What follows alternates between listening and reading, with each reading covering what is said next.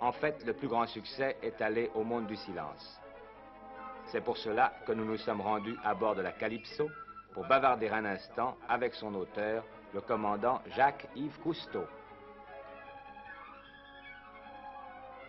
À cause de vous, les Français se sont aperçus d'une chose qui les a beaucoup étonnés, c'est qu'ils s'intéressaient aux documentaires.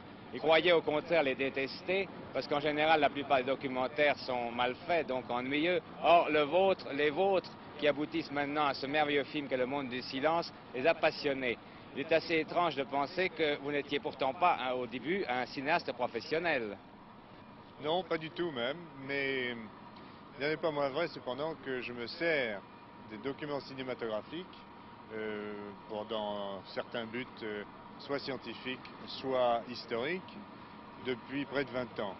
Et j'ai toujours considéré le cinéma comme, dans la vie moderne, comme non pas un accessoire, mais un levier extrêmement puissant, tant pour convaincre les gens que pour faire des démonstrations ou pour condenser dans une période de temps assez réduite l'expérience de plusieurs mois ou de plusieurs années de travail. Comment est-ce que l'idée vous en est venue de faire des films?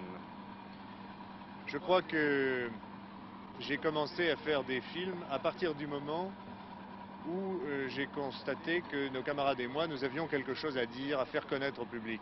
Vous voyez, à notre époque, je suis convaincu que rien ne peut se faire sans un large appui de l'opinion publique. Rien d'important en tout cas.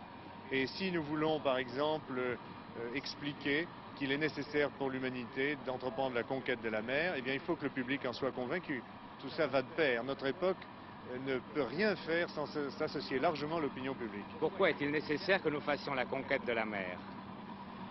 Ah, eh bien ça, c'est je crois une nécessité qui devient plus évidente chaque jour, car vous savez qu'un des principaux soucis des services internationaux des Nations Unies, par exemple, c'est de constater que déjà plus de la moitié du monde a faim, que d'autre part des ressources en matières premières risquent de devenir très insuffisantes dans un temps rapproché. Il n'est pas sûr que la mer soit capable de satisfaire tous ses besoins, mais en tout cas, il est certain qu'elle pourra diminuer la marge déficitaire, si vous voulez, des ressources. Est-ce que vous pensez qu'un jour nous arriverons à explorer le fond de la mer, enfin le fond le plus lointain de la mer? J'en suis absolument persuadé.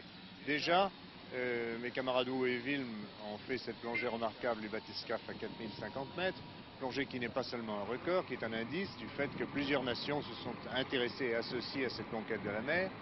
Et je suis convaincu que dans très peu d'années, l'homme parviendra au fond des abysses les plus profonds. Qu'est-ce que les films que vous avez tournés vous ont appris dans le domaine de l'océanographie? Eh bien, nous sommes servis de documents photographiques surtout, cinématographiques aussi dans une moindre mesure, pour descendre, pour explorer, si vous voulez, des profondeurs où l'homme ne peut pas encore aller, ou alors ne peut aller qu'avec un bathyscaphe, c'est-à-dire au moyen de dépenses considérables. Nous, comme routine ici à bord de la Calypso, nous descendons une caméra utilisant le film cinématographique et prenant 800 photos en 3 heures à n'importe quelle profondeur. Alors là, nous avons vraiment quand même des documents tout à fait nouveaux. Ça, il ne faut pas oublier en effet que grâce à des gens comme vous, les gens qui se trouvent dans leur fauteuil, dans des petites villes, dans de plus grandes, qui n'auraient jamais vu certaines choses, peuvent les voir maintenant, sans étonnement. Oui, Ils en savent plus que les plus savants il y a seulement quelques années. C'est vrai, mais ça c'est le miracle du cinéma. Ce sera vrai également dans le domaine de l'astronautique, c'est vrai dans le domaine microscopique par exemple. Une foule de gens qui n'auraient jamais regardé dans un microscope peuvent voir les films du docteur Commandon par exemple. Donc le miracle du cinéma, c'est de diffuser largement, de faire connaître aux foules des choses que jamais ils n'auraient l'occasion de rencontrer. Moralité, nous vivons quand même une époque bien intéressante. Une époque absolument passionnante, qui le deviendra d'ailleurs de plus en plus, j'en suis persuadé. Pour terminer, je voudrais savoir si vous êtes d'accord avec cette thèse qui dit que le poisson, hein, les êtres maritimes aquatiques étaient à l'origine des espèces vivantes et risquent d'être également à leur fin. Ah ben écoutez, ça c'est... Ne parlons pas de la fin, parce que là nous sommes réduits à des hypothèses pures.